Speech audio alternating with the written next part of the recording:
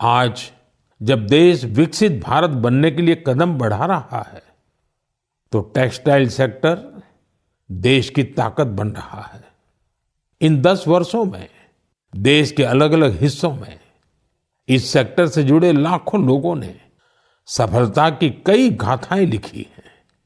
महाराष्ट्र के पैठण गांव की कविता धवले पहले एक छोटे से कमरे में काम करती थी। न जगह थी और न ही सुविधा। सरकार से मदद मिली, अब उनका हुनर उड़ान भर रहा है। वो 3 गुना ज्यादा कमा रही है।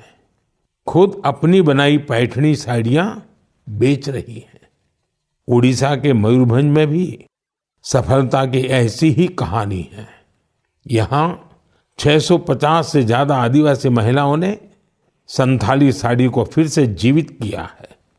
अब ये महिलाएं हर महीने हजारों रुपये कमा रही हैं। ये सिर्फ कपड़ा नहीं बना रही, अपनी पहचान गढ़ रही हैं। बिहार के नालंदा से नवीन कुमार की उपलब्धि भी प्रेरणादायक है। उनका परिवार पीढ़ियों से इस काम से जुड़ा है। लेकिन सबसे अच्छी बात ये कि उनके परिवार ने अब इस फील्ड में आधुनिकता का भी समावेश किया है। अब उनके बच्चे हैंडलूम टेक्नोलॉजी की पढ़ाई कर रहे हैं, बड़े ब्रांड्स में काम कर रहे हैं। ये बदलाव सिर्फ एक परिवार का नहीं है, ये आसपास के अनेक परिवारों को आगे बढ़ा रहा है। साथियों, टेक्सटाइल भारत का सिर्फ एक सेक्टर नहीं है, ये हमारी सांस्कृतिक विविधता की मिसाल है।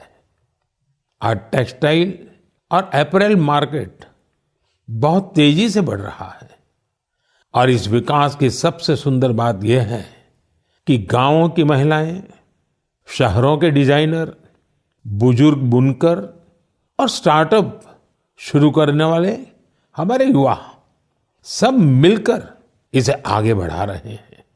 आज भारत में 3000 से ज्यादा टेक्सटाइल स्टार्टअप सक्रिय हैं।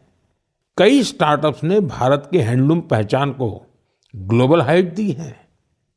साथियों, 2047 के विकसित भारत का रास्ता आत्मनिर्भरता से होकर गुजरता है और आत्मनिर्भर भारत का सबसे बड़ा आधार है वोकल फॉर लोकल।